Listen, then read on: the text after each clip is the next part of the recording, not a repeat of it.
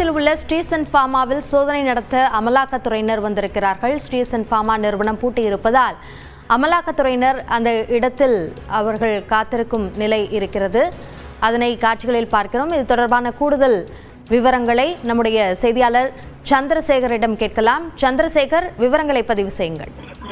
நிச்சயமா அபிநயா. காஞ்சிபுரம் மாவட்டம் ஸ்ரீபெரும்புத்தூர் அருகே அந்த சுங்குவாசத்திர பகுதியில் இயங்கி வந்த ஸ்ரீசன் தொழிற்சாலையில் கோல்ட் ட்ரீப் என்ற அந்த குழந்தைகள் இரும்பு மருந்து தயாரித்து விற்பனை செய்த நிலையில் மத்திய பிரதேச மாநிலத்தில் 20க்கும் மேற்பட்ட குழந்தைகள் அந்த மருந்து உட்கொண்டு சிறுநீரகம் செயலிழந்து உயிரிழந்த நிலையில் இதன் தொடர்ச்சியாக இந்த முறையாக இந்த கம்பெனியை கண்காணிக்கவில்லை என்ற பணியிடம் செய்யப்பட்ட அதிகாரிகள் மற்றும் அந்த மருந்து தொழிற்சாலையின் உரிமையாளரான ரங்கநாதன் உள்ளிட்ட பல்வேறு இடங்களில் அமலாக்கத்துறையினர் மத்திய பாதுகாப்பு படை போலீசாருடன் தற்போது சோதனை மேற்கொண்டு வந்த நிலையில் இந்த ஸ்ரீபெரும்புதூர் பகுதி சுங்குவாசத்திரத்தில் உள்ள அந்த தொழிற்சாலையில் பூட்டியிருக்கும் நிலையில் அந்த தொழிற்சாலைக்கு முன்பு அமலாக்கத்துறையினர் 10க்கும் மேற்பட்ட குழுவினருடன் தற்போது துப்பாக்கி ஏந்திய மத்திய பாதுகாப்பு படை போலீசாருடன் தொழிற்சாலை திறப்பதற்காக காத்திருக்கிறார். ஏற்கனவே இந்த தொழிற்சாலை முன்னாள் பணியாற்றிய பணியாளரிடம் தகவல் தெரிவிக்கப்பட்டு தொழிற்சாலையை திறக்கும்படி முறையிட்டுள்ளனர்.